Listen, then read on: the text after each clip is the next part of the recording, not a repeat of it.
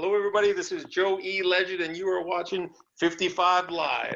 Heroes come and go. Legends live forever.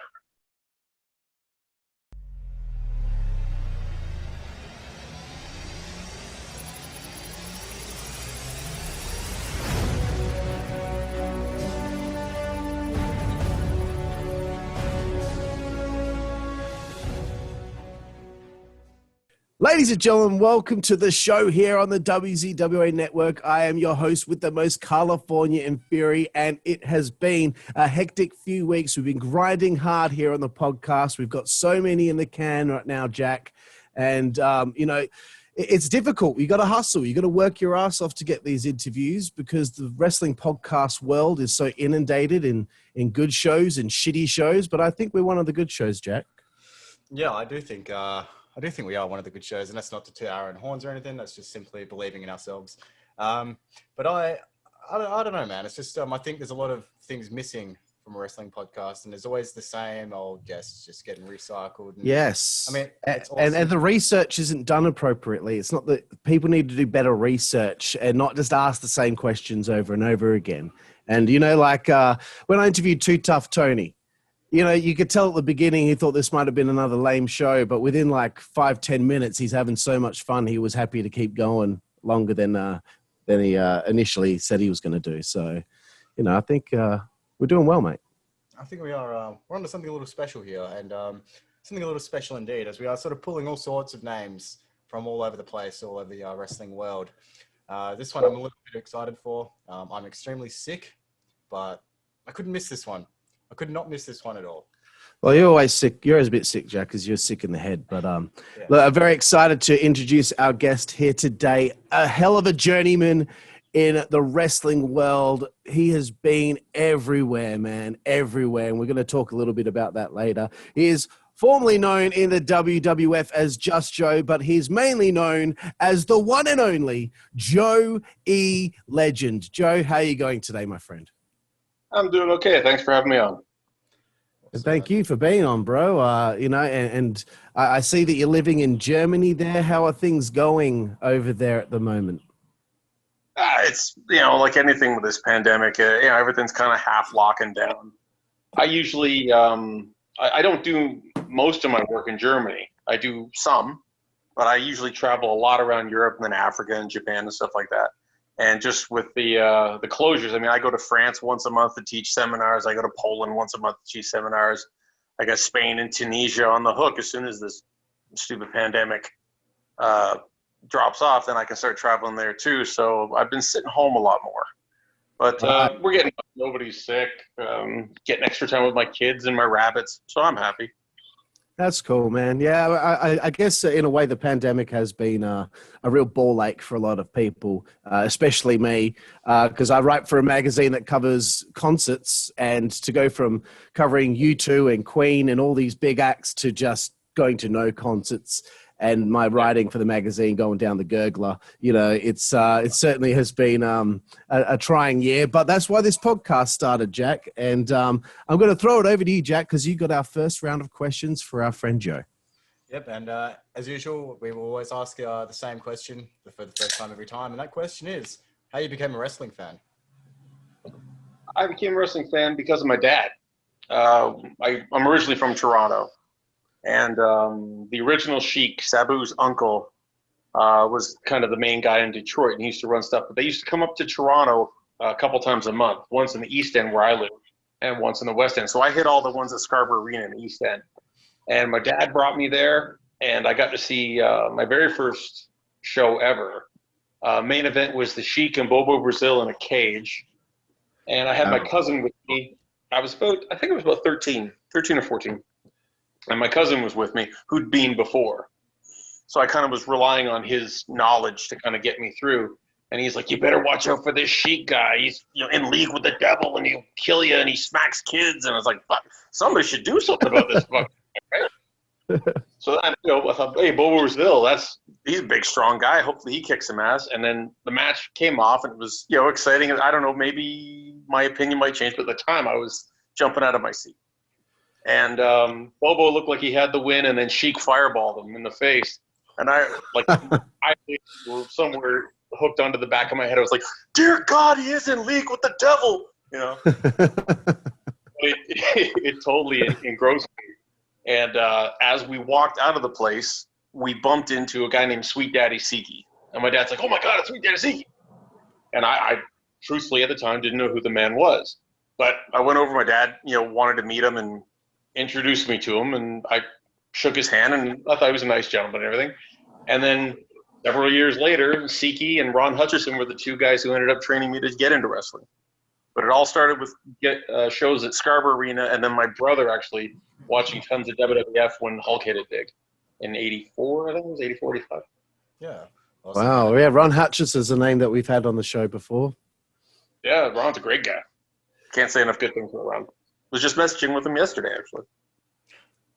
Awesome, man.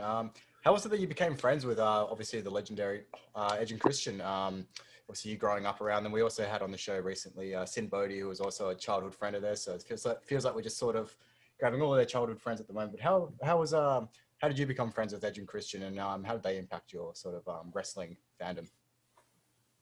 I would say mostly just poor luck on my part. No, they started training. Edge started training at Sully's. That was the name of the gym, Sully's Gym. He started training about a year after I started. And then we got along at the gym, but we really didn't hang out much. But I was really good friends with this guy, Keith, who wrestled under the name Zach Wild. And I went off to Japan for FMW. And during my time, I'd call back and see how everything was going and such. And Keith was like, "Yeah, this guy Adam, he's a really good guy. He's been hanging out a lot." So by the time I got back, he and Keith had buddied up so much that he just kind of became part of the three of us, me, Keith, and Adam. And then Jay joined Christian joined a year later after that. So because he and Adam were like best friends since they were babies, he just kind of was immediately involved in the crew there. And then when we would do gigs around Ontario, which was rare because Ontario was so heavily regulated that it was really hard to get anybody who wasn't established on any of the local shows, because it cost thousands and thousands just to get a show off the ground. So they'd take all the old guys who they knew would pull something out of their hat for the audience, and they weren't willing to trust us. But since I'd gotten back from Japan, they were like, "Oh, he's been to Japan. He must know what he's doing." So I was able to kind of drag them onto shows, and we ended up working for Tony Parisi at the Chin Picnic and stuff. And then that ultimately I got Winnipeg, which I brought them along, and then we did some shows in Ontario after the Winnipeg thing, which got us into Detroit. And Detroit really kicked us off hard because they let me book a lot of stuff, and they gave me and Edge a real push as a tag team called Sex and Violence. And then we got Christian and Rhino involved, and the team was called Thug Life, and we were kind of this pro-Canadian team. America sucks, yada, yada, yada, and we burnt the flag in the ring and stuff. But we started our pro-Canadian thing about 3 weeks before Brett started his in WWF. So even though we were first, Brett came along and just made ours look weak because the WWF machine behind him. But ultimately, it all started because Adam was training and he buddied up with Keith, and that made me buddy up with him, and then Jay piggybacked on and so forth. Awesome, man. Yeah, of course. Damn you, Brett. Stealing the ideas of old Joe over here. Yeah. How was the training experience for you? And where was it that you trained again? Sorry? I was in Toronto, downtown Toronto, with a place called Sully's Gym. 53 Street, yeah. It's this really kind of dumpy boxing gym. If you remember Rocky 3, Apollo brought Rocky to, I think it was Los Angeles, and brought him to this little, crappy gym, saying these guys are the eye of the tiger. It was that kind of place. It was dingy. Ring. The ring was beyond stiff. It was a dirty place, but it had a certain attitude to it where you weren't worried about polishing the equipment. You were worried about beating the shit out of stuff. Yeah. So it wound up kind of inspiring you in a way. And then Ron would have us do these crazy training things. There's a stadium outside called Lamport Stadium. We'd have to run around the outside of the stadium on the sidewalk 6 times before we get in the ring. And then Oh my God. a thing called PTA, which is pain, torture, and agony. I use PTA when I'm teaching classes now, wherever I'm teaching seminars. And it's the best wrestling cardio ever, but it will burn your shit out. I actually used it. I had a TV series in England in 2005 called Celebrity Wrestling. And it was me, D'Lo Brown, and Roddy Piper. And D'Lo and I trained celebrities like wrestlers, and then we gave them wrestling gimmicks, and then they did like American Gladiators type games, and Piper hosted it. And I had an Olympic silver medalist on my team, Ewan Thomas, who's a hell of an athlete. And I had him, I did the PTA with everybody. I don't make anybody do anything I wouldn't do. And I had him dry heaving by the end of our first training session for PTA. I'm not an Olympic caliber athlete by any stretch. Wow. Because it's specific to wrestling and getting your heart rate up and down. It's such a strong wrestling workout that I was able to take an Olympic caliber athlete and have him just a mess by the end of 10 minutes. I thought my personal trainer earlier today pushed me hard. Now I know that was child's play. I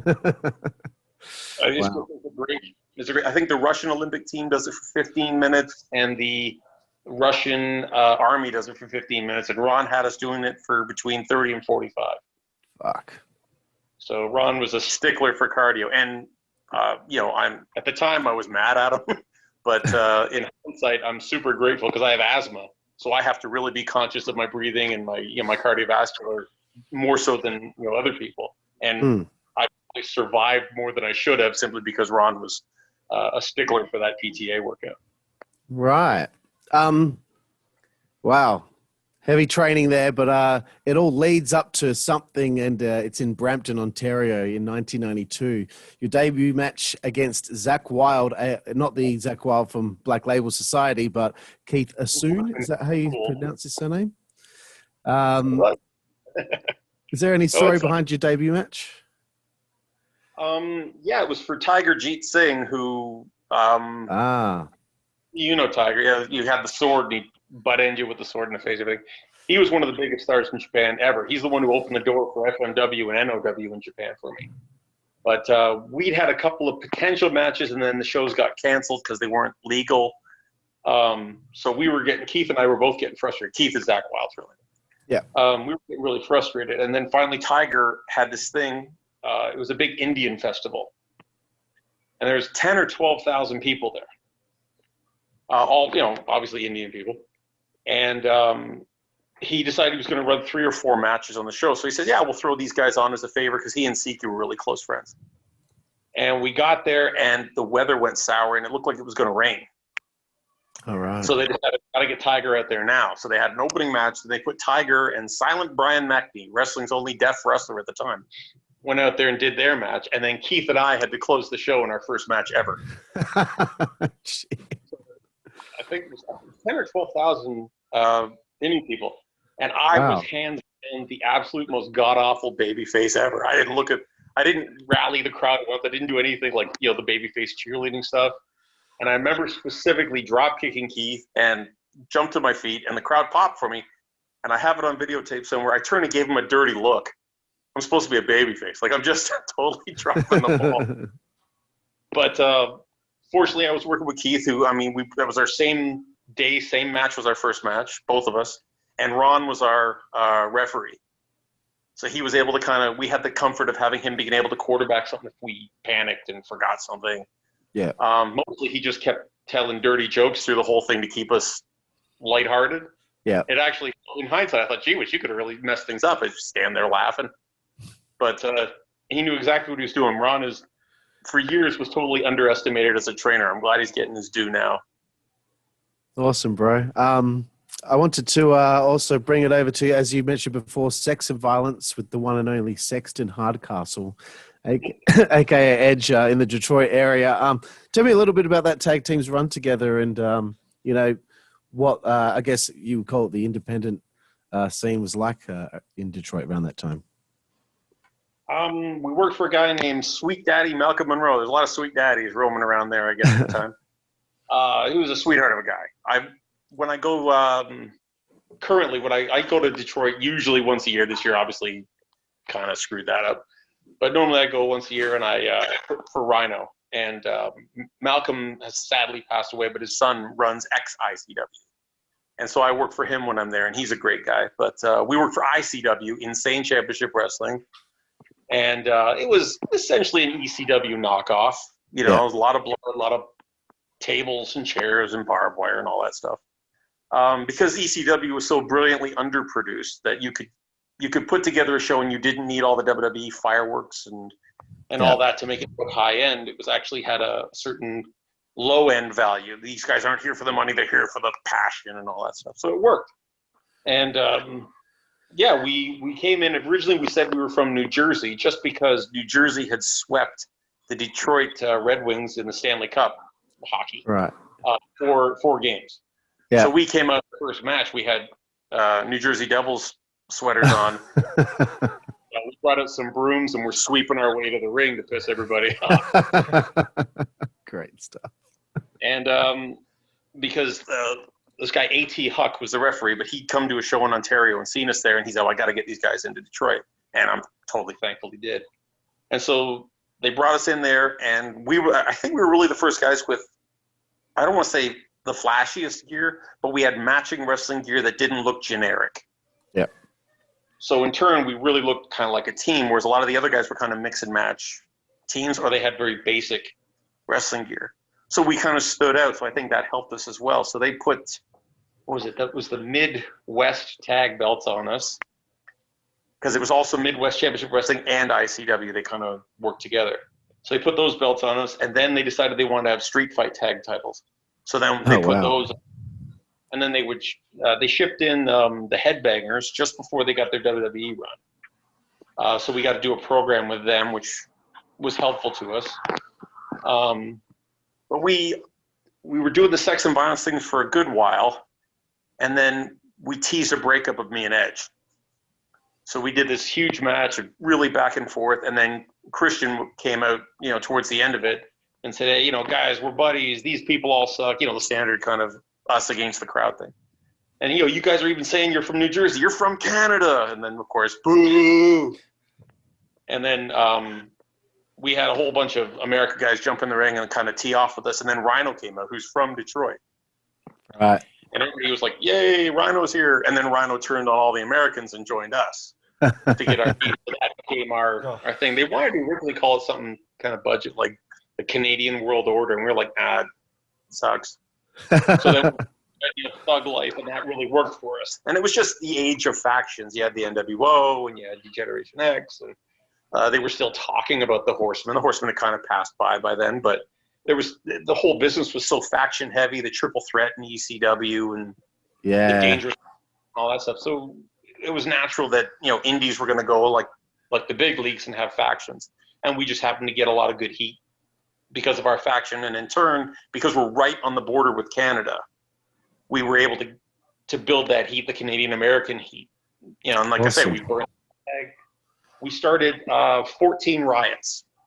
Shit. Back to the locker room and stuff with the crowd. It was a great time. I think it was, my wife thinks I'm a mental case for looking back on it so fondly.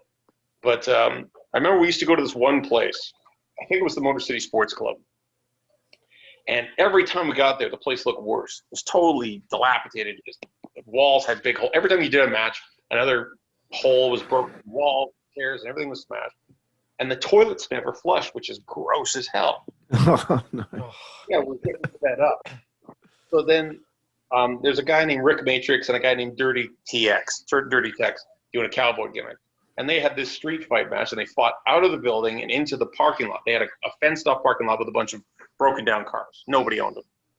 So they're power bombing each other into the windshields and all that crap. And somebody called the cops. Like, the crowd's all out there cheering and stuff. And somebody called the cops thinking it was a real fight with a guy in Detroit dressed like a cowboy, whatever. But, whatever. So the cops showed up. And we found out the reason none of that crap worked is because the place had been condemned months ago. Malcolm just showed up and pulled down the yellow warning tape saying "Do not enter," brought in a generator to run the lights, and just started running the lights. Wow. No way. Had to pay for rent or anything. So the whole roof could have fallen on us, and we never would have known until it was too late, right? I was working in Detroit, man. Detroit, they make crap happen. If it's not going to happen, they'll make it happen. That's brilliant, man. That's brilliant. Really. Really, goddamn. I wanted to take a quick sidebar and ask you if you had any funny stories of Christian being annoying, because I'm sure you have a few. Yeah, oh, there's all kinds. Because if you ask anybody who knows him well, you say, what do you think of Jay? Yeah, Jay's a fucking dick. Like they always do. Even though I like him, like he loves to annoy people. And the thing is, he doesn't annoy me. What he does, he kind of uses me as his audience because he knows I know what he's up to. So what he does, he annoys the person next to him, and then he kind of elbows me in the ribs like, I know, like, for instance, he used to drive Keith mental all the time, that Zach Wild. We'd be driving down the highway, the 401. We're doing 100, 120 kilometers an hour down the highway. Keith's driving, I'm passenger seat, Jay's in the back. And we're talking about probably wrestling or music, one of the two. And Keith's like, Jay, cut it out. And I don't know what's going on because I'm in the passenger seat. Like, Jay, stop it. And then I look over, and what Jay keeps doing is doing this. He keeps giving him the finger in the rearview mirror. He's like, Jay, cut it out. And Jay's like, he's like, Jay, I fucking swear, I'm going to fucking cabbage it. And Jay's like, yeah, okay, fine. Hey, Keith. Hey, Keith. Hey, Keith. Hey, Keith. Over and over. Keith's like, what? He goes, there's a party in your mouth and everyone's coming. He's like, that's it. Take the wheel. And he just turns around and jumps towards the back seat and starts punching Jay in the forehead. And I'm driving. I'm reaching across 120 kilometers an hour, holding the steering wheel steady while we're zipping down the highway. While he's punching Jay in the head and Jay's laughing like a maniac. just keeps prodding him until he snaps. Exactly. And he's got the patience of Job to do it. He will wait until it works. That's the type of stuff Jay does. What a guy. Oh, he sounds great. Over to you, Jack. Do you have any stories of the Canadian death tours? Oh, the Manitoba ones over the frozen lakes and all that? Yeah. We're hoping to meet someone who's done one. At one time I had the record. I'd had, I think, 18 of the tours. Oh my 17 God. Or 18. And now, I mean, Chi Cruz must have beaten me. He's a local there and he's fantastic. And yeah, I must have done more than me. But at one point I had the record. Golly, some of the, I know there's the one that Edge talks about in his book where we're driving. We had to leave it really late to drive back to Winnipeg. So it was like 4 a.m. We're all exhausted.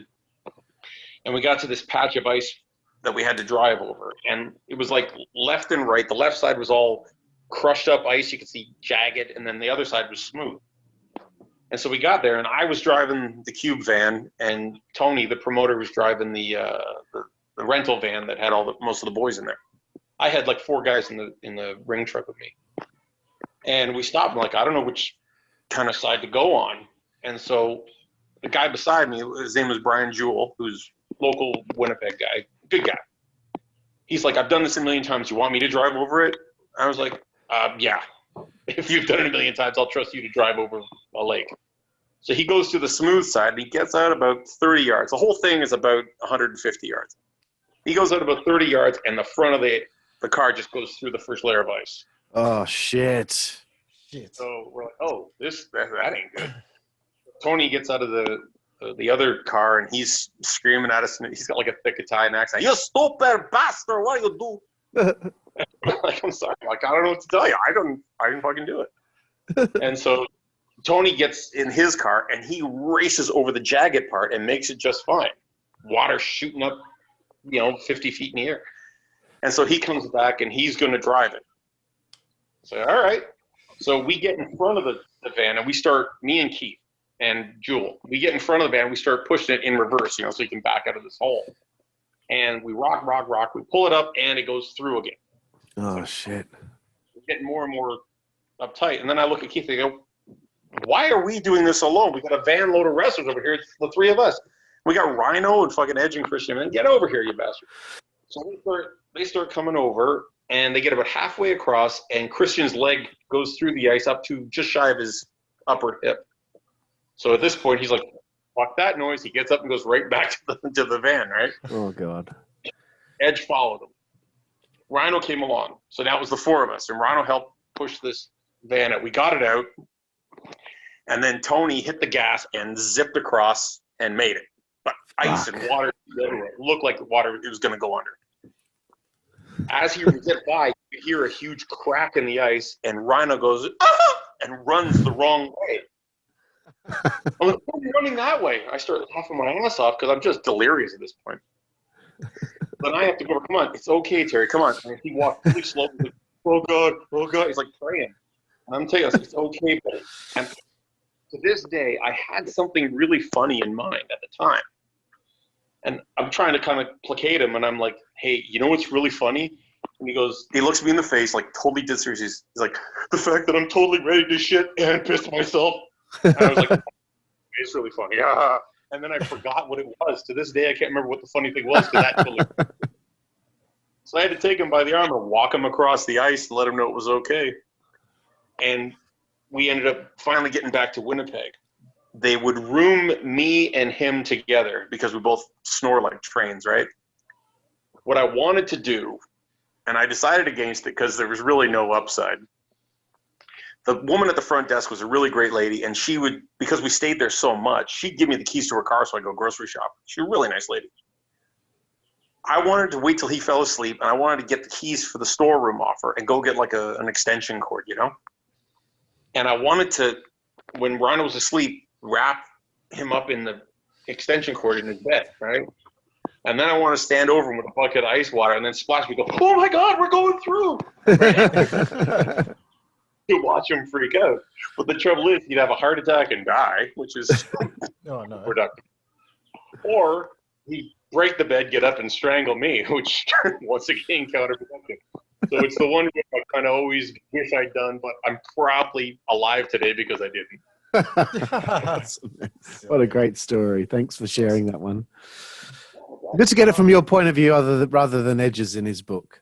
I didn't read his book, so I don't know. I've heard. I read it like ages ago, so yeah. I read it ages ago, so I can't really remember what he said. But yeah, I knew something pretty dramatic happened. Back to you, Jack. There's so many. We got chased off one reservation by 3 truckloads of Indians with hockey sticks trying to kill us. Fucking hell! Amazing. Yeah. There's all kinds of crazy crap that happens on those reservations. It's totally lawless. They have their laws, and if you don't listen to them like that, you're out in the middle of nowhere. If they decide to end you, nobody will find the body. Yeah. So you've got to be somewhat cautious in keeping the chief and the tribe happy. That's it. Yeah, man. So your friends start getting signed to the WWE. Obviously, this would give you some sort of hope. You got eyes on you. You got eyes on your friends. So how was the feeling for you when you start seeing some of your friends getting picked up by the WWE? And did you have any hope that you'd be following soon after them? Well, yeah, we all were looking at WWE. Well, at the time, WWE or WCW. Those were the two deals. ECW to a lesser degree. We all liked ECW, but we knew the money wasn't as strong as WCW or WWE. Adam was the first one signed. And then he had a dark match somewhere, and his car had broken down, so he got Jay to drive him. He said, Jay, bring your gear just in case. And Jay did. And sure enough, when we got there, they said, oh, you're late, but we want to see what you can do. And he's like, well, my buddy's here. Do you mind if he works with me? So he got a look-see right there, and that's what got Jay the particularly strong lookie to get him his job. Yeah. Jay's excellent. I mean, it's not like they weren't. I don't think they would have to really screw up to not sign Jay. Jay's exceptional. As much as he's a dick, he's an exceptional wrestler. But yeah, so they got both signed up, and they were pushing for me. I know they were, because Jim Cornette called me, Terry Taylor called me, and they kept saying, yeah, we're looking, we have ideas, yada yada. And I went and had a tryout at Skydome in Toronto. 44,000 people. Holy shit! Jesus. Yeah. So at first, I just had that kind of have a quiet word with myself. I was like, well, wait a second. Really, if it's 44,000 people or 44 people, I'm going to have the same match. I'm going to work my ass off. And I was working with this guy, Rob El Fuego, who's another one of the guys from Sully's. Oh, that'll be okay. And I was hanging out with Rob, and Rob had a few tryouts already. So I'm talking to him. Here's what I'm thinking we should do. I'm talking backstage to him. And he's like, don't worry about it. I said, don't cool guy me. You're giving me 8 minutes of your life. I went through all the problems of teaching you a bunch of that lucha shit. You're going to give me 8 minutes of your fucking life. So he kept kind of half blowing me off, half listening. And I thought, okay, well, comfortable. I'm still going to be in his ear the whole time. But we got to gorilla position, and we're standing there, and Cornette is being so great with us. He's like, look, guys, we're not expecting the crowd to jump up and down out of the seats. They're here to see Austin. They're here to see Taker. They don't know you yet, and we understand that. So don't let that bother you. Go out there, have something functional, give us something we can build on. Like, he was so great at, for lack of a better term, lowering the bar, you know? Yeah. Bless his heart. I love Cornette. So he's having a word with us, and then Rob looks out through the curtain. He looks back at me, and his eyes are huge. He's like, "There's a lot of people out there." I'm like, "Yeah." "Oh shit, serious? Are you fucking upset?" He's like, "That's a lot of people." I'm like, "Buddy, like, Oh, we fuck. we're having the same fucking. Don't worry." And I remember it's the last time I can honestly say that I had like one of those frozen seconds where I'm like, "Oh my god, this is it." Because I was standing there, Cornette had finished up with us, and then Bruce Pritchard was just saying, "Guys, you know, do what you can," and basically saying, "You're going to be shit, but it's okay. We think it's funny if you're shit." And then all of a sudden, this god-awful music started playing really loud, and he goes, "Okay, go, legend." And I was like, dreaming about for years is what I've been working towards for years. I got through the curtain, and as soon as I got through the curtain, I looked down the aisle, and there was a bunch of people right at the front, right where they could see me come out of the curtain. It was a whole gang of people from Detroit who come to all our ICW shows. Right. And they jump up, "Yeah, legend! Fuck you, you piece of shit!" So I'm like, "Yes, I hate you too!" And I had somebody, and as soon as that happened, I cooled off, and I wasn't as in my own head. So I thought, my entire match, I'm going to play with these fuckers and let them go jump up and down. And that totally calmed everything down, and I felt good. Match went well. They flew me to Connecticut for a tryout camp because they were only doing them at the warehouse down there. They take you to Titan, they take you to the warehouse to work out. And they really liked me, but they didn't have a spot for me. And I said, okay, well, I'm off to Eastern Canada to work for Rene Dupree's dad, Emil, for the summer. And I know that Leo Burke's bringing in Paul Orndorff to have guys looked at for WCW. I just want to let you know what cards are on the table. I prefer to work here, but at the same time, you know. And so they were conscious of all that. They were cool with me. And I went to Eastern Canada, and then I got a call out of the blue from Christian towards the end of the tour. It was like end of August. He says, "Joe, Terry Taylor's going to call you in like 10 minutes. I'm like, cause why? Because he sounded really nervous. He goes, "They're starting up the new Freebirds, and they think they want you to be the Terry Gordy of the team." I was like, "Really? A Freebird, me?" Like, he's Southern. He's into Southern fried rock, and they drink.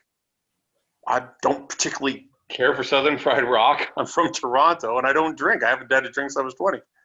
Are you sure they want me, of all people, to be a Freebird? He says, "That's what they want." I said, "Well, guess what? Joe's officially free. If I'm going to be a fucking Freebird."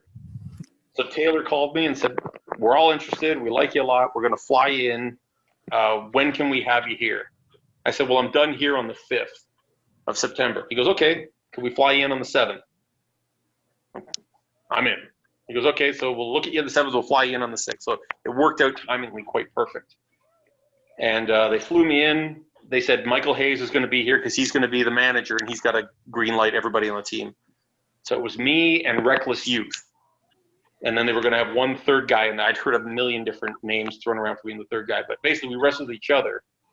And Terry Taylor hired us on the spot from the warehouse, saying I'd be an asshole if I didn't hire you guys after that match. And that's how I ended up getting into the company, through recommendation. Then I was going to be a Freebird, and then while I was waiting for my visa, Hayes decided he didn't want to do the Freebirds and wanted to be just an agent, and they killed the Freebird gimmick. So I was hired a direction that they wanted me for initially. Right, so they have to go back to the drawing board with a new idea whilst now they've signed you. Yeah. Ooh. Shit. That's a headache for the boys. Back to you, Carl. I'm going to skip a couple of questions here, Jack, because some of this stuff's been covered now. But Yeah. I wanted to, I guess, fast forward through to when you might have been told about, what the next idea was. Because your first match after this that I saw, 22nd of November, 99, a dark match on Jacked against... The opponent says, question mark. Okay. Had you been told that you were going to be just Joe yet? Or when did those talks start taking place that you were going to do this different character? This god-awful character, I think is what you're going to say. And you'd be right. But I loved it. I loved it. So Awesome. I'll tell you why it was god-awful. But I'd been home and I'd been, picking up indie bookings, but not a ton because they kept saying, we're going to need you soon. Be ready, be ready, be ready. And then it took them like 9 months to get my visa, which is ridiculous. Because right. Trish Stratus had been kicked out of the States for doing some kind of a photo shoot for an American magazine, and she didn't legally have the papers to do it. And they were still able to get her on TV in 2 weeks. So they weren't trying real hard. They tried hard for it. They weren't trying real hard for me. So eventually they flew me down to Connecticut to meet Vince. They had me drive down to Buffalo and drive down to Rochester to do dark matches just to see what I was up to and if I was staying in shape and how my work was coming along and all that. And then they fly me in to meet Vince. They get me there at like 10 in the morning. I don't get to meet him because there's blizzards and everything. I got the last flight out of Toronto before they closed the airport for a blizzard. I think I met with Vince around 7 p.m. I'd been sitting around all day. I went to use the gym in Titan. I mean, they were very generous with all the stuff. There's 3 of us there. And I'd had a few ideas in mind. And so they bring me in to meet Vince, and Vince and his wife is offering me coffee. I felt awkward saying, yeah, pour me a coffee, Yeah. But at the same time, I don't want to say, no, you're not good enough to give me coffee. You always feel self-conscious in everything you're doing there. So I sat there. It was me, him, Bruce, and his wife, and Linda. And so Vince sits down, and he goes, well, first of all, what's in the water in Canada? He goes, all you guys are just really, really good. So I'm like, okay, this sounds promising, right? Yeah. I'd done an interview on the phone with Kevin Kelly and given him a list of what I'd done up to that point so that Vince would have something to read. But I think he also, why it took so long is that he was in his office watching matches from the 3 of us that they brought in for these interviews so that he'd have a fresh frame of reference to jump on, right? So he's saying, well, what do you see? And he goes, I'm looking through your thing here. He goes, and at one point, he goes, I see you did a gimmick called the male nurse. Now, I did that as a gag on the Indian, right? I know this. Because they made me be Dr. X. Because Don Callis couldn't make the trip. He was feeling sick. So they said, do you mind working twice? Double payday. I'm looking for more ring time. So I wore this Dr. X in the opening match, and then later on in the night, I'd be myself. And Dr. X isn't going to get any heat in the modern world, right? So I pulled the ring announcer. We called her the GOAT. We pulled the GOAT aside. And I said, say that I'm from San Francisco General Hospital, communicable disease ward. Call me the male nurse. And I did it totally just because I wanted to see Bad News Brown laugh. Because he's always look on his face. And I've tagged with him in Africa and everything. Like, he's a great guy. But he always has this sour look on his face. And I went out and I did the most camp, like Adrian Street, Adrian Adonis type, really campy gay gimmick, right? Yeah. Just for the sake of it. And I would take hip tosses and roll out of the ring and sit on some guy's lap and play with his hair. I was doing everything just to laugh, right? And when I came back to the locker room, he had tears in his eyes. He goes, you are fucking nuts. Right? Pop News, nobody Pop News.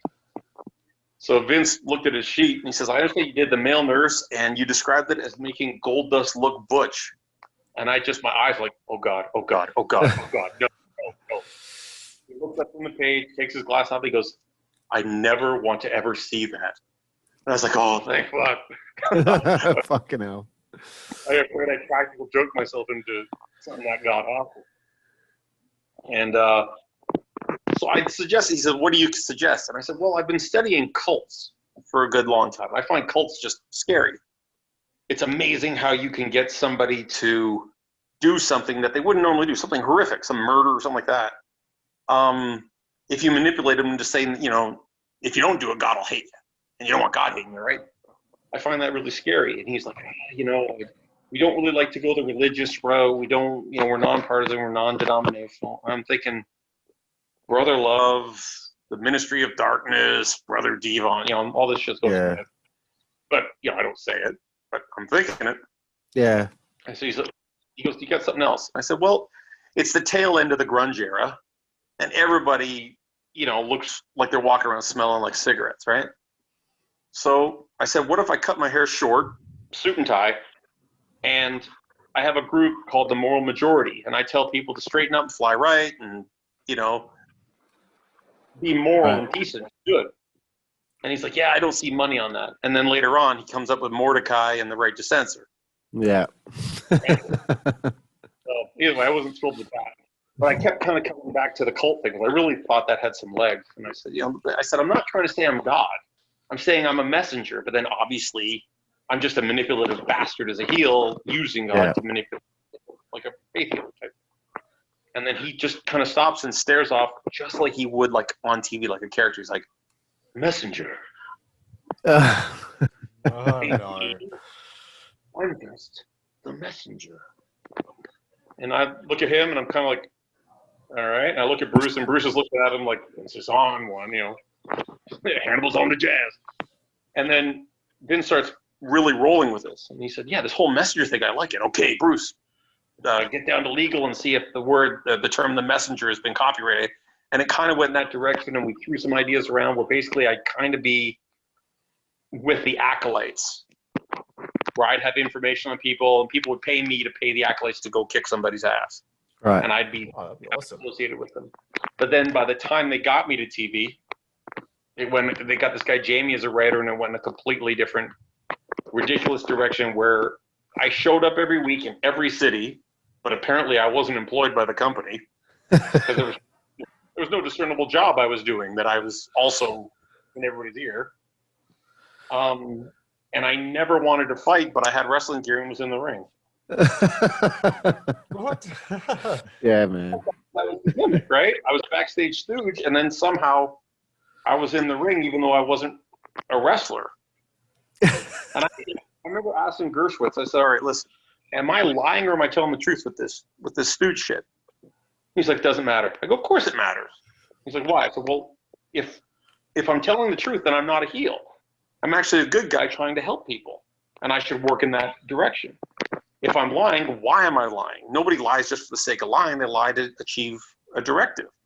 So what's my end game so that I can work my character negative, you know, the heel side and my dishonesty towards, you know, a championship or something that I have to have a goal in mind. Anybody who would show up here and be part of the roster has a goal. I will figure it out. They never figured it out. They used me to get the Hunter and Kurt thing off the ground. Yeah. For Stephanie. And then once that was in play, they had to pull me off it or the heat would switch to me, which I understand. I get it.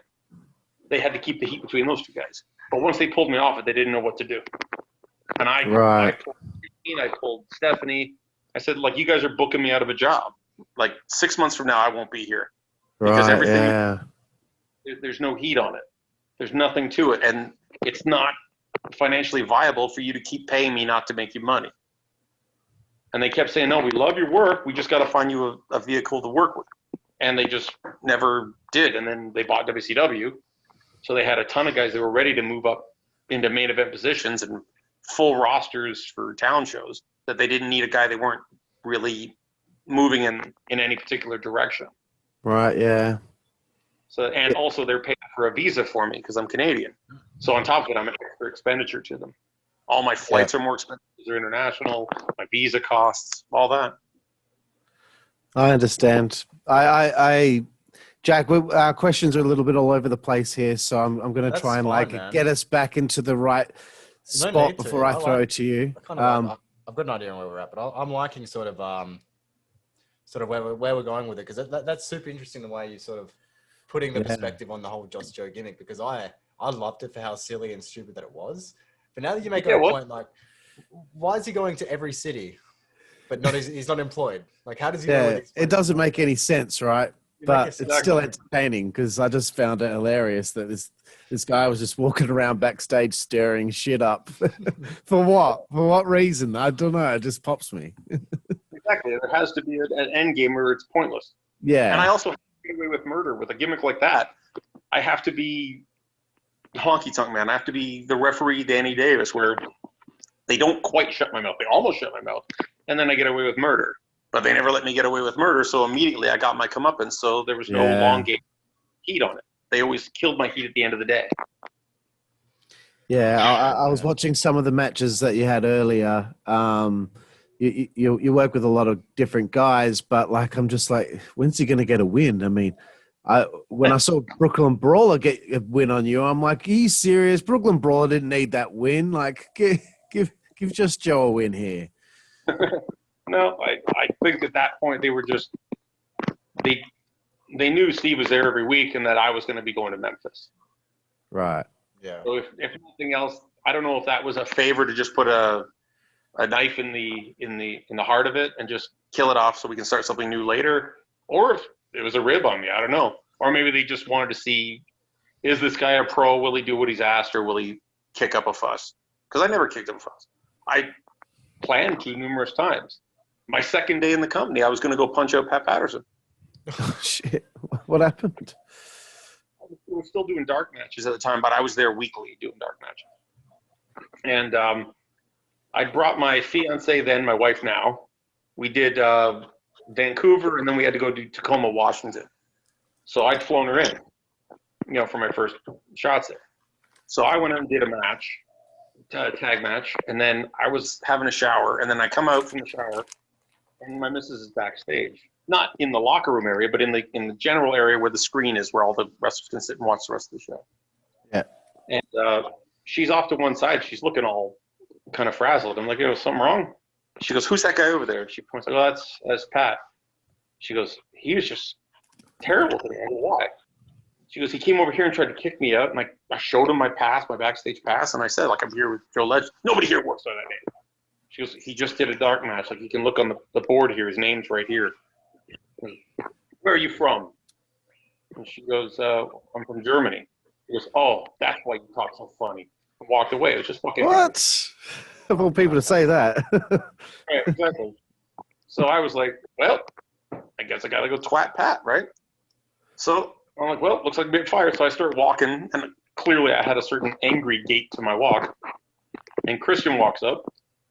He's like, Joe, you all right? I said, yeah, I might be getting fired. So it's nice working with you for 2 days. He goes, why? I said, I'm going to go twat Patterson for ignorant to the wife. Or fiance at the time. And he goes, what? Why? So I explained to him. He goes, I wouldn't do it. I said, yeah, you wouldn't. I would. This is worth, honor is worth more to me than a paycheck. Fuck that. Yeah. And then, Adam, get over here. So Adam comes over. He's trying to talk me out. And Jericho comes over. And the three of them. And Jericho made the most sense of the ball. He's like, look, do you think Patterson would pull that shit with Taker's wife? I'm like, he goes, exactly.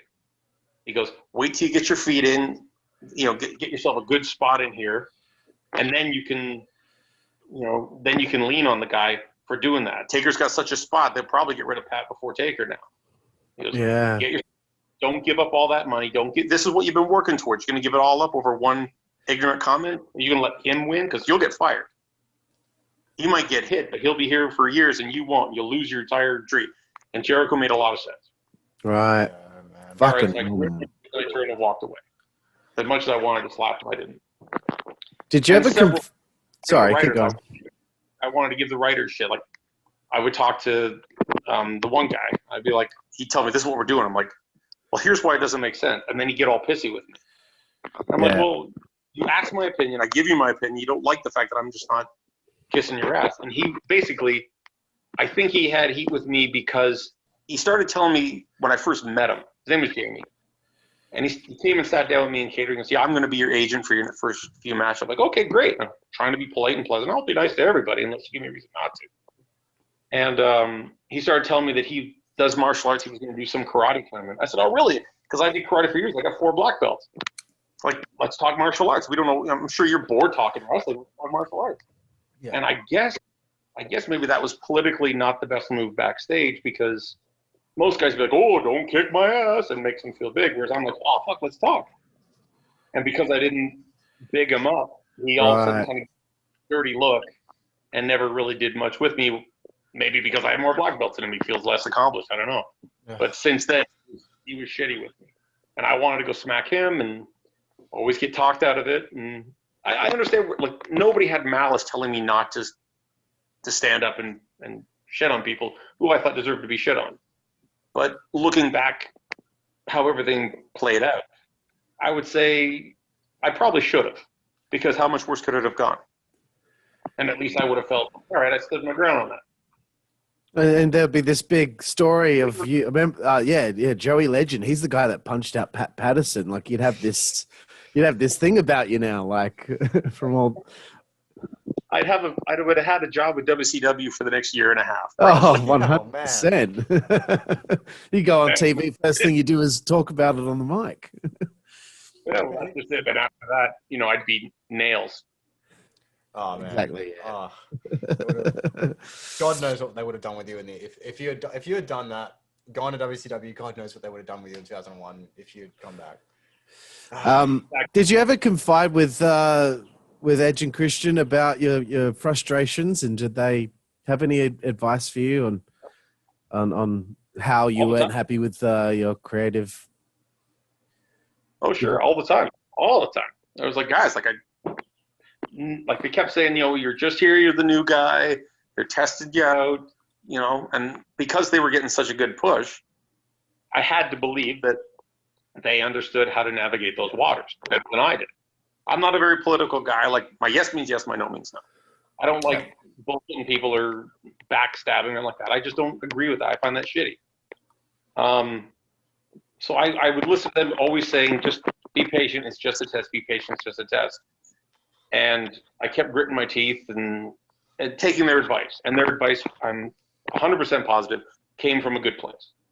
They weren't just trying to, let's see how far we can fuck up. That wasn't it at all. They were saying, we really think this is the way forward. This is really our advice. So I did listen to them on it. And ultimately, their advice didn't work. Now, maybe they threw that advice my way, because it's easy to give advice when you don't have to eat the consequences of the action the advice brings, right? So, you got a million people say, if he did that, I'd say this and fuck that, But then if they were in the situation, they couldn't, because they'd lose their job, they'd lose their missus, they'd lose whatever. So I think they all had the best intentions at heart. The biggest turnabout was when Christian left WWE. Yeah. And he ended up going to TNA. He called me just before he quit. He said, listen, I'm fucking fed up here. Every week, they got me doing this losing streak gimmick where I got to throw tantrums, and I had to come out in a chicken suit once. And he goes, you have no idea what it's like showing up every week to work and just dreading what creative might do. I said, do you understand who you're talking to, Jay? And he's like, oh yeah. I said, now you understand why I was as frustrated as I was when I was there. But he was contacting me, asking how the indie scene was and if he could make a living doing that, because he was so fed up with WWE, he was prepared just to work indies. And he didn't leave for TNA. He left just to leave because he was fed up. And because he only lives, I think, an hour from Tampa, or an hour from Orlando in Tampa, I think D'Amore and Dixie went to his house to court him into TNA, but he was fed up with the company and wanted out because they'd so been mishandling him. Yeah. He just got mishandled him. I just got mishandled from the get-go. Yeah, man. Fucking hell. Jack, I will throw it over to you after I just wrap up a couple of other questions I had there. I wanted to kind of scale back just slightly and just ask you about your TV debut, wrestling debut against Dean Malenko on Heat on the 8th of August. I just watched this earlier, and I thought it was a fantastic match. Really, really, this is a great contest between you two. What was it like working with Dean Malenko? He just seemed so smooth. Well, there's two ways to answer that. Number one, that match was predominantly all Dean.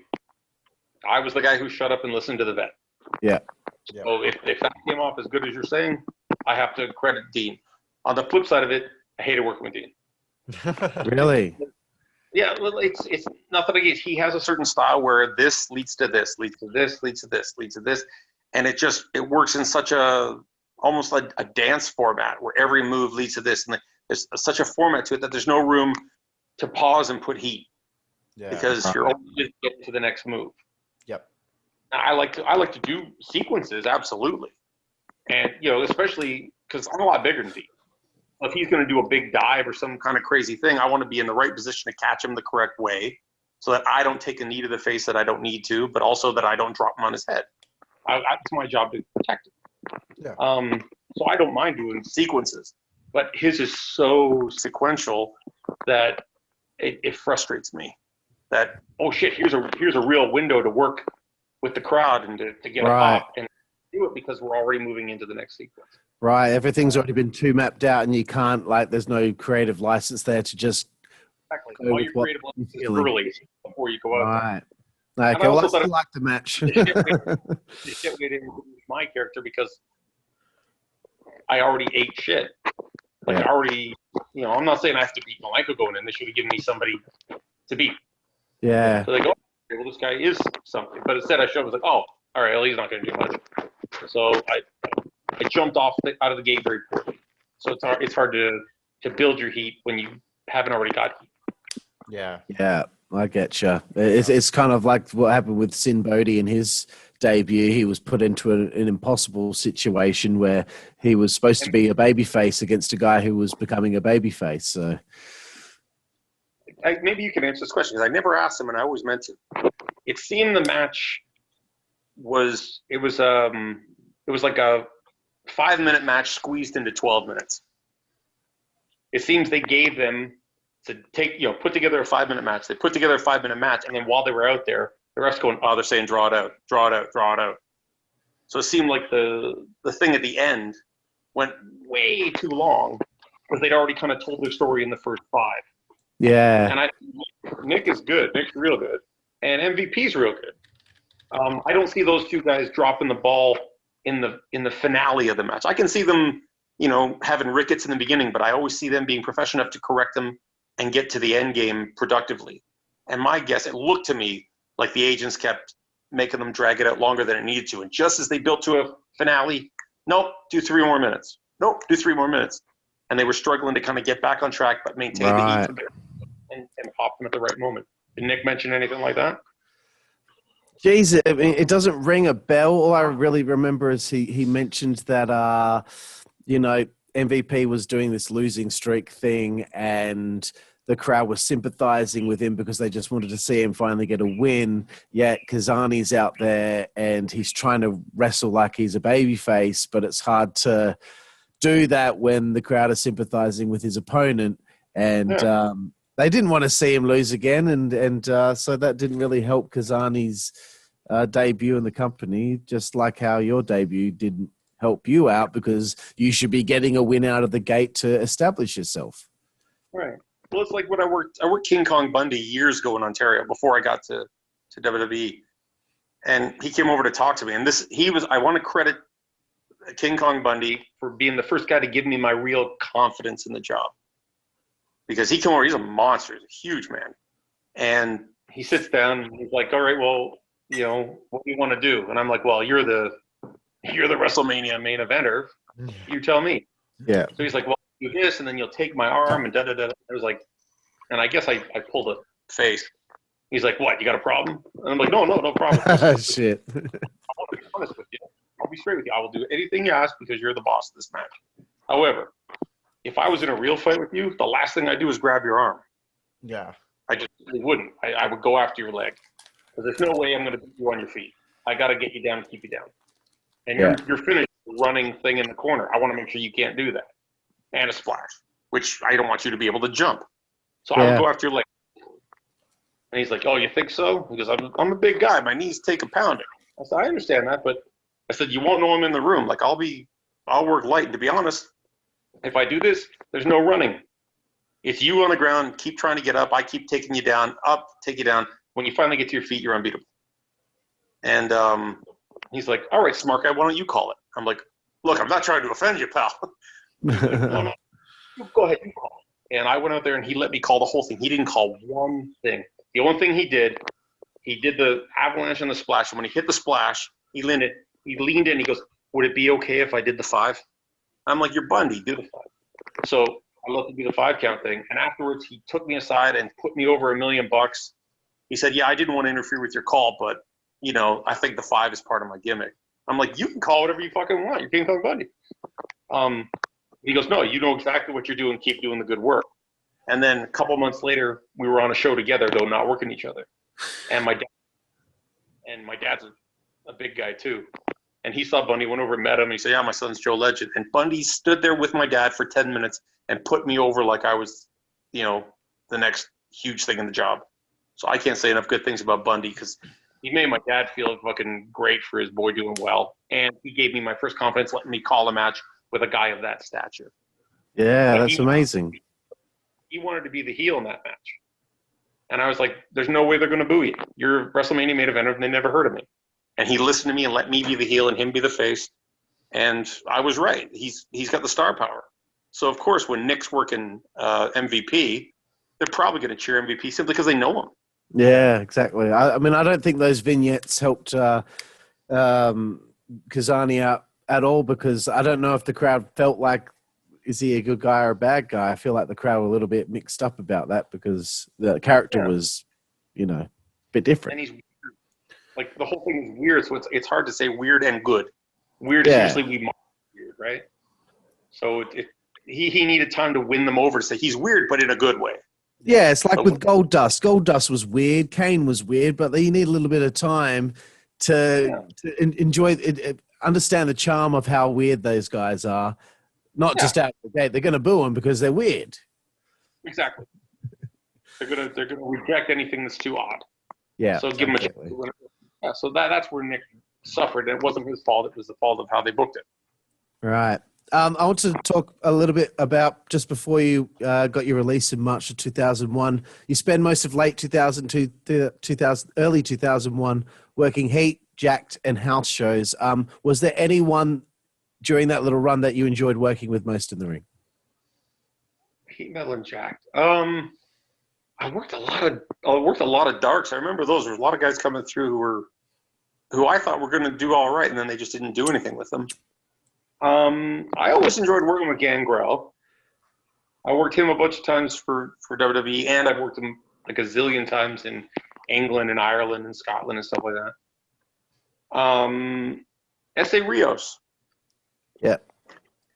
He was a guy who had all the potential from his work rate to really dazzle the crowd. It's just unfortunate that he wasn't a guy who could do a promo. Yeah. He just didn't have the grasp of the language to really win an English-speaking crowd over. But he's a hell of a talent. I always like working with him. And Joey Abs, because he was blended in with the Mean Street Posse gimmick, didn't get really the attention he deserves. I mean, he was a big, strong, like 270-pound guy that could do standing moonsaults and such. And he had the confidence to be convincing on the mic. He wasn't going to do a rock promo where you pop 10 catchphrases and have the crowd going berserk. His promos were very Bret Hartish, where it was just like he was speaking from the heart, but you believed him. So Joey Abs deserved a lot better than what he got as far as the solo push away from the Posse. I enjoyed working with him. He was a talent, really good. All the Posse, actually. I enjoyed working with them. Rodney should have been a major star. He was one of the funniest people I ever met. We're big fans of the Posse, man. We're trying our asses off to get Pete Gas to fucking respond to me on Twitter, and I think he's too far for me to get to. You know what I mean? Like, I just don't think. Out of your reach. Get Rodney. He's one of the best. He's so good. Man. So to get any of the guys from the main Get any of them, man. That'd be a great man. story to learn about that. Fucking being so close with Shane and all that stuff, and the gimmick that they were doing, and fighting Briscoe and Patterson. That's champagne television. Anyway, I wanted to ask before I finally throw it back over to Jack. Tell me about what happened when you got released in March of 2001, just after WCW was bought. Oh, well, I was bitter and jaded. Fortunately, I'd done enough stuff in Germany that I was friends with Tony Sinclair, who's a big deal from the World Sport days, and he's a big deal in Germany and as well as England. So I called Tony and said, "Yeah, I'm looking for a string of work. I've saved my money because, like I said, I don't party, I don't drink, or like that. But at the same time, I don't want to deplete my finances. I want to keep working. And what do you think?" He said, "Let me call Brian Dixon, All-Star Wrestling out of just Merseyside. It's over by Liverpool, Birkenhead." And he called Brian, and I think it was 4 days later, I was on a flight to England.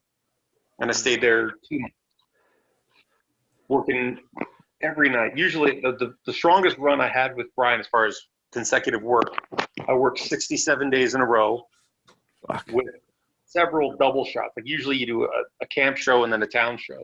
So the camp show would be like an early match and then a tag match at the end or a battle royal at the end. So it was like 2 matches on that show. Then the same on the town show, but your town show match will be longer and a bigger deal. So 67 days with probably 3 double shots and 1 triple shot every week. Fuck. For Brian, it was great. I loved it. I was never more at the top of my game. Loved it. And that ultimately got me my, working for Brian ultimately got me my deal with ITV over there where I did the celebrity wrestling show. Ah, cool. So did Johnny Laurinaitis call you on the phone to let you know you were gone, or Jim Ross, or? He hadn't taken the spot yet. I was released the same day they bought WCW. Really? Fucking hell. Me and Jason Sensation, same day. Oh, because we're both right. Canadian. The thing they're going to do is release the guys they're paying extra for. They're paying for our visas. Yeah. Now you course. buy your own visa. But back then, when I was there, they were buying the visas. So they sacked me and Jason on the same day. Right. Fucking hell. Over to you, Jack. Well, Kelly called me to say it because he said, "Listen, I just wanted you to hear it from a friend because I didn't want some random office guy you don't know giving you news like this." And so, Kevin was nice enough. It still didn't make it any nicer. But the fact that it was somebody who gave a shit and, like, I'm sorry to hear it. Like, Bobby Eaton was the trainer in Memphis. And he pulled me aside. He goes, like, not that my opinion matters any, but these guys are making such a mistake with you. I'm like, I appreciate the thoughts. Like, Bobby was such a nice guy. Yeah. So surely, like, judging by the way that you're talking about your WWF experience, it wasn't the greatest. I mean, every day there kind of sounds like it was. You just didn't know. You just didn't know what was going to happen. But surely there was some good times there. I mean, you were going down the road. You're working with some of your best mates or best friends. Yeah. I say mates. It's okay. I've been to England a lot. Do you have any fun sort of road stories from that from your run in the WWE? I mean, God, we've heard a fair few from a lot of other people we've had on the show from that time period. But I mean, do you have any good road stories that might have lightened up the experience that you had with the WWE? Well, yeah, of course. I try to make the best of it. Yeah. First of all, I'll never complain about the money.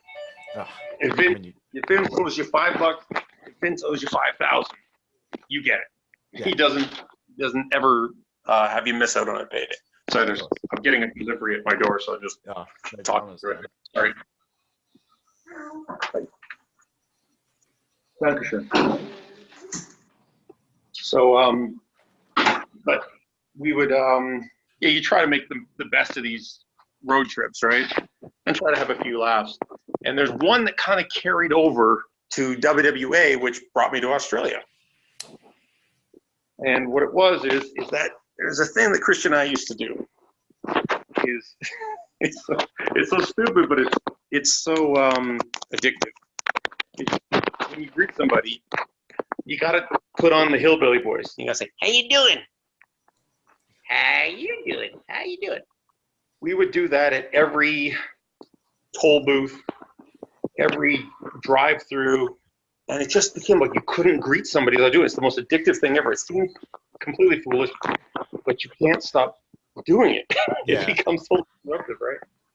So we would do that all the time, and that would lighten the mood. Every time the phone rang, hey, you doing? Oh, how's by you? And just it became ridiculous. We got so many people doing it. And I kept doing it years after I left. So I came over, I did the WWA Tour in England, Ireland, Scotland, Switzerland. Then I did the other one in Australia and New Zealand, and Sting was there. Yeah.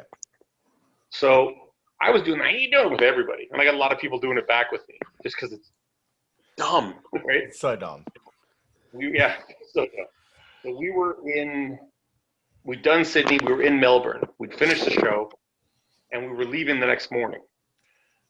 And as I'm coming out of the hotel, Sting is sitting right in front of the bus. He's right behind the driver. So I get in the bus, and I'm like, morning, Steve. And he's like, Joe, you've corrupted me. I was like, I did what now? Because you corrupted me. I'm like, really? I did what the NWO couldn't? Do tell. And he said, last night, he goes, I'm still kind of on American time. So last night I was up late, and I just couldn't sleep.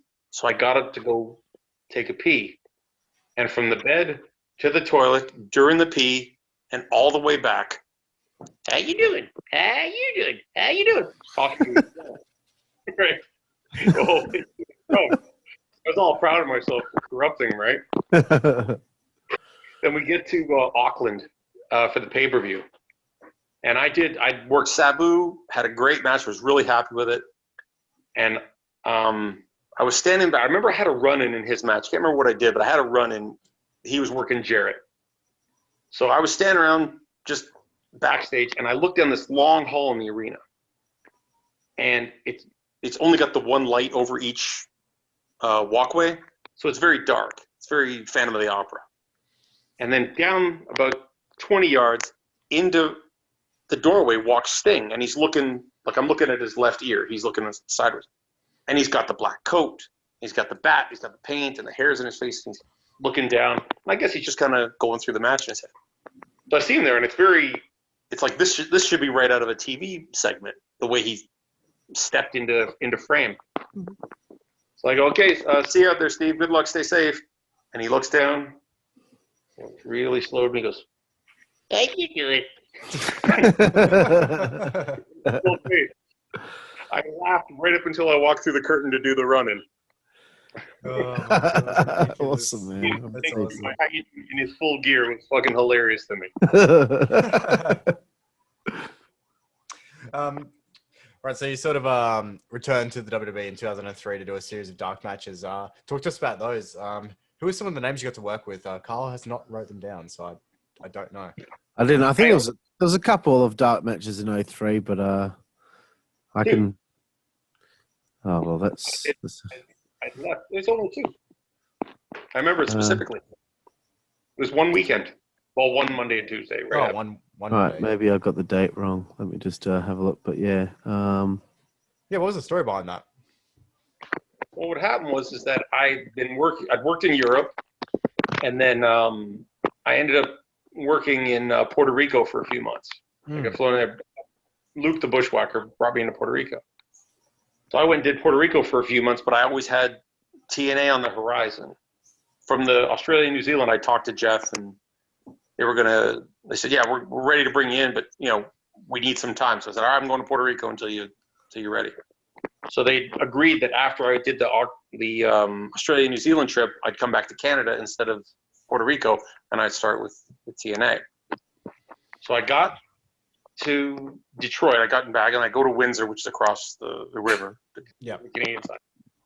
I'm like, okay, well, I think I was back on a Tuesday, and okay, Wednesday, let's go. And then all of a sudden I get we might need a couple weeks. I'm like, you might what? Like, the fuck is going on here? I'm ready. I'm here. We had an agreement. And they said, well, we're still trying to work some stuff out and da-da-da-da-da. So I was like, oh, for fuck's sake. So they said they might be 2 or 3 weeks. And with that, I'd spoken to somebody, I can't remember who, with WWE. And they said, well, we're in Buffalo and we're in Rochester next Monday. We're in Buffalo Monday and Rochester Tuesday. Can you make it to one of those? Fuck it, I'll go Monday to Buffalo. So I drove down to Buffalo and did a match. And after the match, I was, changed, just shaking hands. Basically, I just wanted the easy payday to TNA. Yeah. And Terry Taylor pulled me aside and said, "Can you be here tomorrow?" I said, "What? Like, you want me to go to Rochester tomorrow?" He goes, "Yeah, it'd be a very good idea for you to be in Rochester tomorrow." I said, "All right, I'll go to Rochester tomorrow. What the hell?" So I went to Rochester and did that. And Taylor said, "All right, we really like what we're seeing. In a couple of months, I'll probably be able to give you a call." I said, "Well, I'm supposed to start with TNA like in the next week or so." He says, "These guys change their minds at a moment's notice. Take your TNA." He knew. He goes, "They only do six match contracts at a time. Do your 6 matches. Keep your profile high. I'll keep grinding away here." And then I shot back down to Windsor. I flew to Detroit, or from Detroit to Nashville, and they gave me a decent start with TNA. Then they renewed it after, I think, 2 days. They renewed it another 6 weeks on top of it. And basically, I was there for about a year. But towards the end of the run, they stopped flying me in. So I was kind of sitting. But by then, Terry Taylor had also left the company, left WWE. Oh, right. So I had no voice in the office. And I thought, well, I'd just stick with who's guaranteed paying me as opposed to who might potentially pay me. Yeah. Especially because I felt dicked around the first time. I don't want to sit around, fool me once, shame on you type thing, right? Yeah. Of course. I found the info. It said the 30th of the 6th, 2003 in Buffalo. Joey Legend defeats, no, they don't know the opponent's name. And then the 1st of the 7th, 2003, Mike No and Mike Phoenix defeat Chad Woznovsky and Joey Legend in I think I rested on the first night. I think it was a singles match with Chad the first night. Right, okay. And then they put us in a tag the second. Right, cool. Right. Well, sort of moving over to your TNA run. In 2004, you get in on TNA as one half of the Red Shirt Security with Kevin Northcutt. And you even become one half of the NWA World Tag Team Champions, which, I mean, that must have felt so fucking good given, the last 5 years have just been so what's going on. So how was that experience and why was it seemingly so short-lived? Dutch was the booker in Puerto Rico. And I had a good run in Puerto Rico. They made me the Intercontinental Champ. So they used me in a decent spot there. And but there was something Dutch, for some reason, a lot of people said, I said, Dutch is always polite to me. If I called him, he called me back. They go, "Oh, Dutch didn't like you." I'm like, "He's always nice to me, and he gave me a good run in Puerto Rico. I don't see why he wouldn't. I'm always nice to him." But I got to TNA about, I want to say, a month before Dutch got there. Yep. So Russo was using me, and using me pretty well. For the beginning of my TNA run. Then Dutch came in, and then Vince called me at home and said, "Yeah," he goes, "I don't know what to say to you, but," he goes, "I'm not in any way in charge anymore. I'm just kind of a contributor, but Dutch is the guy." I don't understand. He goes, I've thrown some ideas at Dutch about you, and Dutch is slapping them all down." He goes, "I don't know why." He goes, "I like your shit." I'm like, "Well, I appreciate it. I wish he did." And so it kind of flattened out because I was originally just me. And then I asked them, I said, "Listen, it'll take 2 weekends or 2 Wednesdays of our thing. One Wednesday we're not on, so I'm only going to miss 1 week. If that's going to affect what you're doing with me here, I just won't go.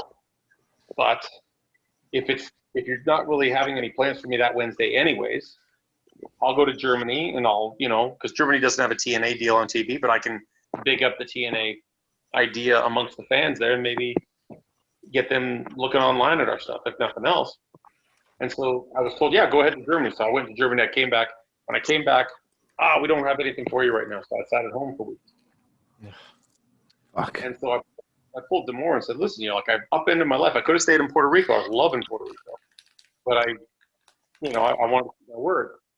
And so eventually Scott says, "All right," he goes, and this is where things always go wrong. They go, "Listen, I've got something for you.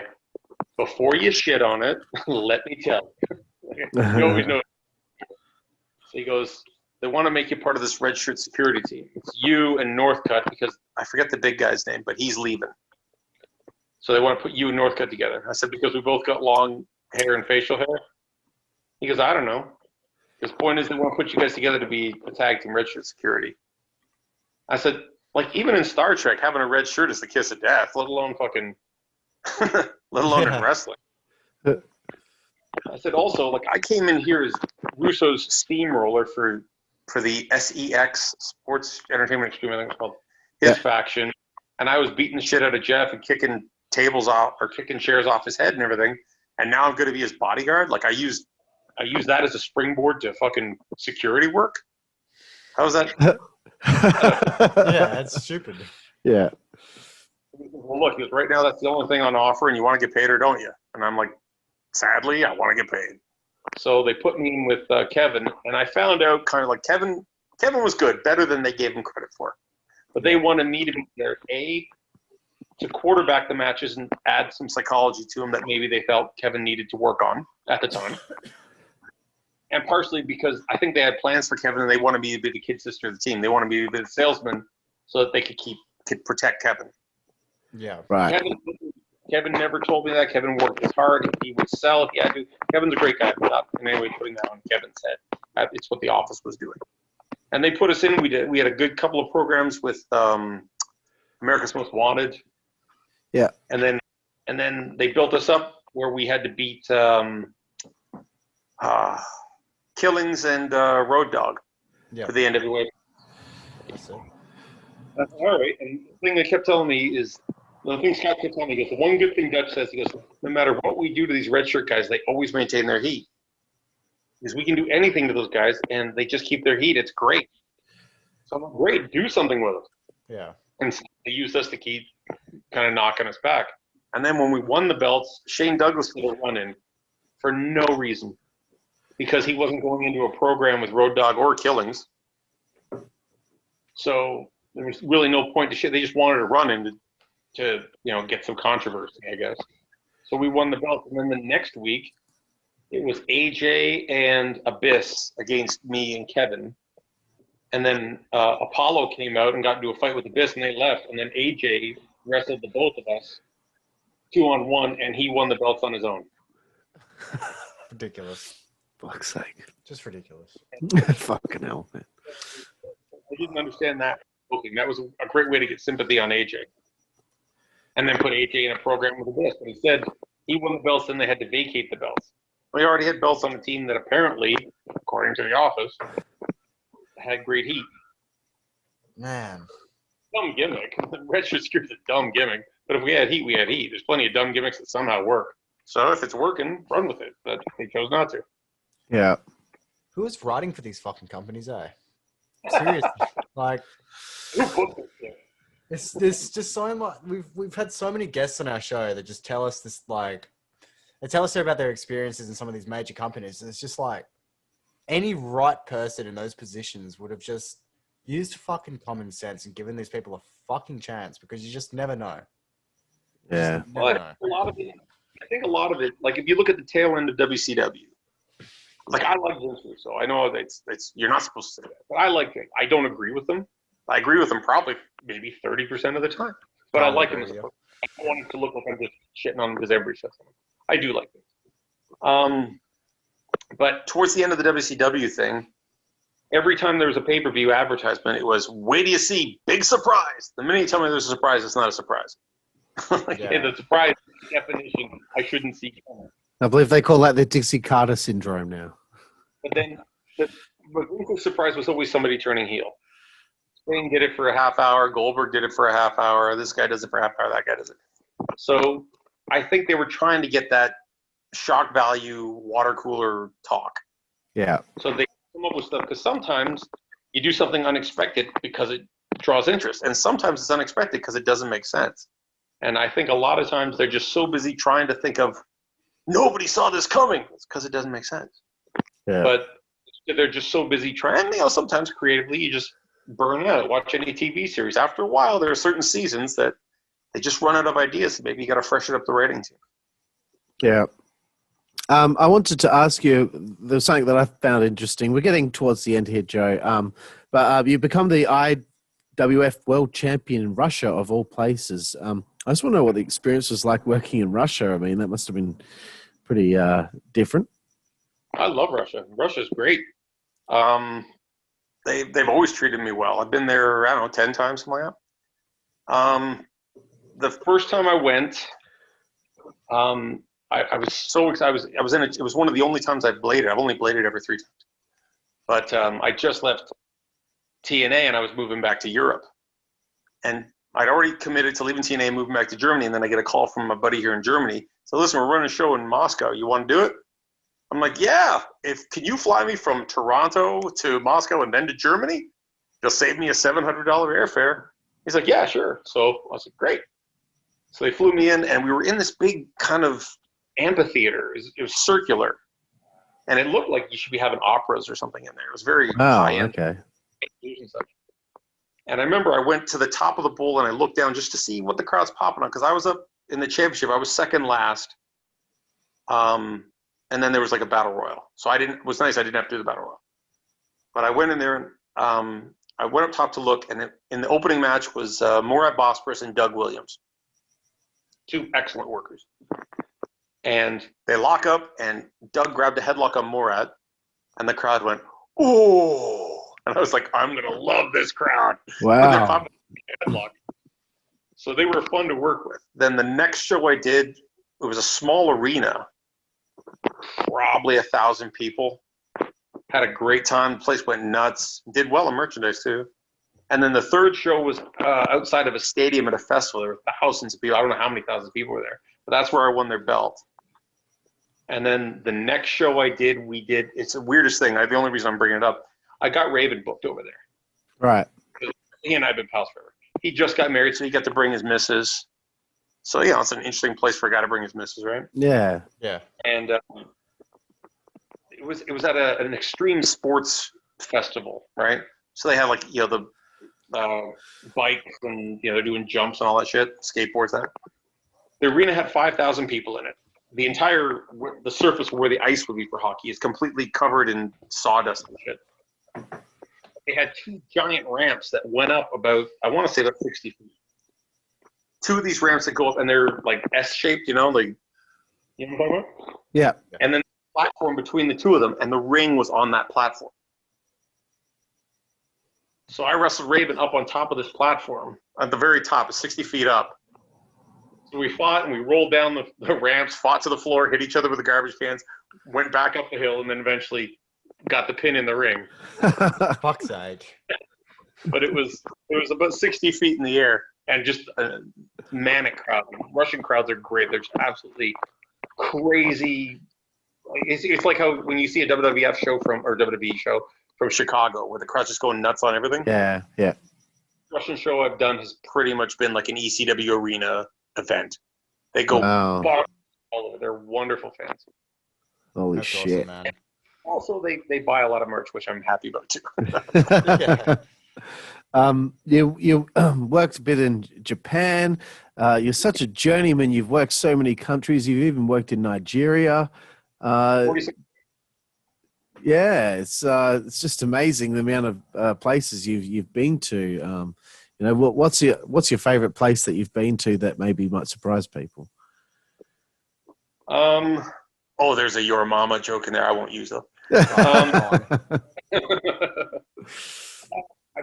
Okay, I'm gonna have to say Germany because it's where I live, and where my kids are. So politically correct, definitely here.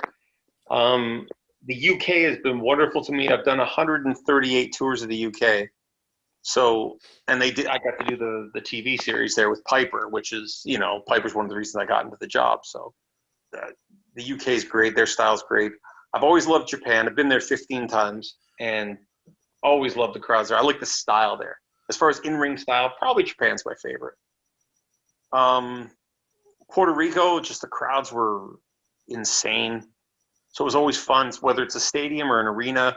We were drawing huge back then. It was fantastic.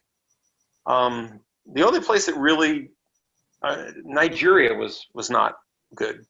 But I can usually find something good anywhere. I've always liked Poland. I've always liked Hungary. Australia was great. New Zealand was great. I just wish I could have spent more time. The trip was so regimented between travel day show, travel day show, travel day show, go home. Yeah. So I wish I could have spent more time. Well, maybe one day. There's only a few places left that I haven't been that I want to go. So, hopefully I'll get those in. Yep, cool. Jack, we've got a few more questions left on your end, and then we'll go into our segment called 5 Second Frenzy. Yeah, man. So we've got about 3 questions left, Joe. Just sort of want to wrap this up, wind it down. But of course, you have mentioned you're in Germany with your wife and kids. Basing yourself in Europe these last few years, currently living in Germany. How has that been an experience for you? What was the sort of... Have you faced any challenges sort of going from living in North America to living in a European country? There's not real, because the wrestling business is so become Americanized. It's actually worked to my advantage here because, like, you know, I go to Scotland.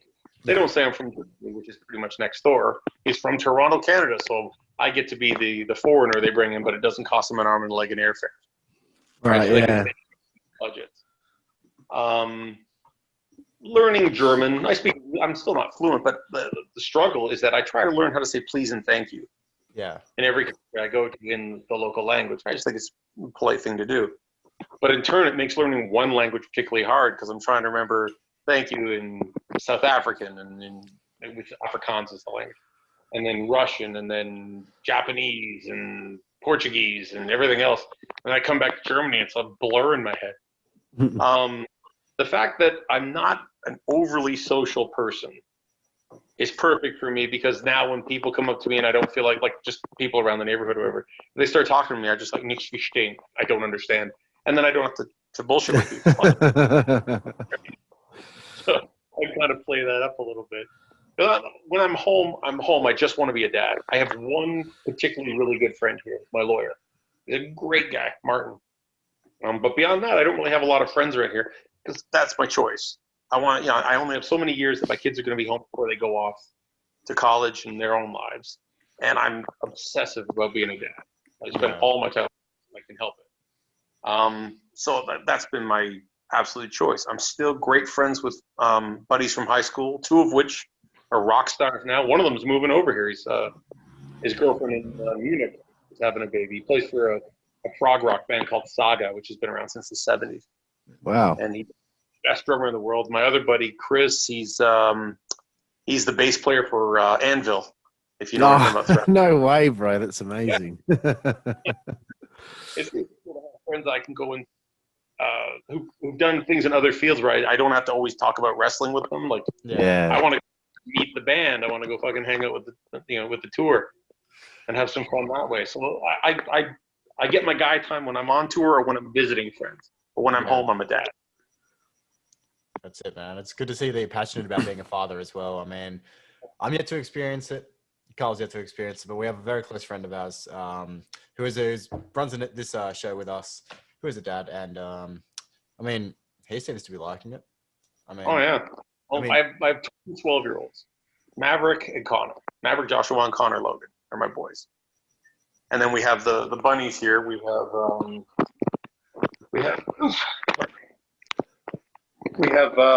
the mighty Odin, King of Asgard, and hero of the 7 realms. He's one. And then we have Lady Timber, warrior princess, and master of kung fu. That's for the girl. I tried to give him real. But nobody else will have that, right? That's the key. Exactly right. Yes. So what would be the ideal final match for Joey Legend? I don't know. One where I don't get hurt. If I go out on my own power and not because I get hurt. I just had one of my hips replaced, and I'm going to have to get the other one done. Apparently, it's a genetic thing. It's not even from the wrestling. I thought doing leg drops off top rope and off of cages and stuff for years. That probably sped the process up, but I was apparently due. I have like extra bones in my hips, which scrape the cartilage and all that shit. Yeah. Replaced in September, and then I'm going to get the other one done in January. It'll be a match without leg drops, that's for sure. But I don't know, because I don't know. Even though I'm 51, I'm 51 on the calendar, but I'm kind of still 17 in maturity. You feeling like you could still go? Oh yeah, I'm still champion of like I don't know how many different outfits over here. I can still go when I choose to. Maybe I wouldn't do 67 days in a row the way I did years ago, but I don't go for any length of time unless it's big cash. because I don't want to for my kids. But I have a couple of movies that I'm involved in that's coming up next year. This one pirate movie and another Viking film and stuff. So I'm kind of moving in that direction as well. My publisher, who's from New Zealand, she just was messaging with her the other day. She's still interested in publishing my autobiography. Oh man, I had a deal for it a while back. It was a 3-book deal. I was going to call it. The first one was Joey Legend, and no, I haven't heard of you either. And the second one was Joey Legend. Well, that didn't go to plan. And then the third one is Joey Legend. Will you just get to the effing point? Yes, they're all amazing. They're all amazing. I've done 40 chapters of the first book. I haven't touched it in a while, but I should really get back on it because she's talking to me about doing it. And what I'll probably do is I'd put out the book to coincide with one of these movies getting released and try to piggyback the attention from one to the other. Good idea. Yeah, I think just releasing it now just would be another book on the shelf, but if it can get some attention through a larger medium, so be it, right? Yeah. Definitely, man. You have to hit us up when you get those out because we'll be definitely be happy to plug those for you, man. Oh, thanks. I appreciate it. So of course I got one last question before we go to Carl's final segment called 5 Second Frenzy. Do you have any regrets in the wrestling industry? I mean, it's probably a bit of a broad question because I mean everyone's got regrets, but is there anything that sort of stands out to you that's just like, God, I could have really done with just not fucking doing that? There's an asterisk next to it. Is I regret not leaning on people in WWE more when I saw stuff that was going wrong and I didn't make it go right. However, if things hadn't gone the way they had, I wouldn't be living in Germany and being a dad to my kids. I'd be on the road all the time and I wouldn't have the amazing relationship with my kids. So if I have to trade that for a relationship with my kids, I do it gladly. But if I were to just look at it as a professional regret, yeah, professionally, I would have liked a better, stronger WWE run. But life regret, I don't. If I have the relationship I currently have with my kids, they're my best friends. I adore them. That's awesome, bro. That's awesome. So we got this segment called 5 Second Frenzy, and then after that we'll sail off into the sunset. And of course, once we're done recording, I would still like to just talk to you for a couple more minutes. No problem. So here we go. Joey Legend, 5 Second Frenzy. It's 10 quick fire questions just to learn a little bit more about you and some things that you like in life. Number 1, your favorite wrestler. Kenta Kobashi. Nice. Favorite opponent. Peachy Cruz. Your favorite match you've ever had. With Chi Cruz in the summer of '99 in North Sydney, Nova Scotia. Nice. Your favorite TV show. Currently, Mandalorian. Favorite film. Oh, Jews. Fight Club is among the top ones. Oh, that's a pretty good one, man. That's pretty good. Favorite food. Your favorite food. Oh golly. I love Thai food. Thai chicken with peanut sauce. Thai food is very good. Amazing. Yeah. Your favorite place to eat on the road. Usually a steakhouse of some kind. Very nice. I know you said that you haven't had an alcoholic beverage since you were 20, but I guess forget the alcohol. What's your favorite thing to drink?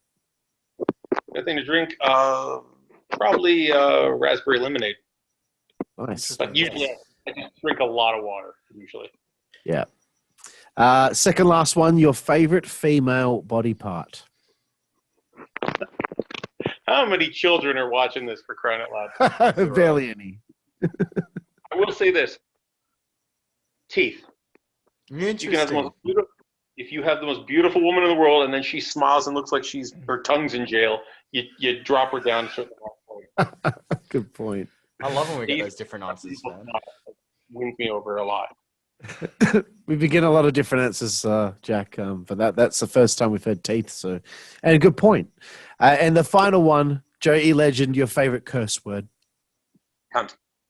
Sick. Brilliant. I love it. way too much. My kids are starting to say it. I'm trying to talk them out of it, but then they hear me say it, and I completely hypocrite them not to. Bring it to it's big, Australia, it's big man. down under. It's perfectly normal here. I mean, we get away with saying it. But over here, it's heat, and in Canada, it's ridiculous. Like that's sacrilege in Canada. It's Australia's word, mate. Well, Joey, legend, I want to thank you for your time here. Well, I guess during the day for you, but at night time here for us. Really appreciate it, and glad that we got to tell your full story. I mean, there's so many things we didn't get to talk about, but that's okay. We got such a great story from you, and I hope you're really proud of everything that you accomplished and all the places you've been and all the things that you've done, and now you're in such a great place in your life with your wife and kids there in Germany. So thank you again. I just hope my kids are proud of me, more so than me be proud of myself. I want my kids to be proud of me. That's key. That's cool, But bro. it's fun. No worries, bro. And thank you, everyone, for watching the 55 Live podcast here in conjunction with the WZWA Network, right here on YouTube, Spotify, all platforms. We were here tonight with Joey Legend alongside my co-host, Jack Wallace, and we will see you next time. Thank you.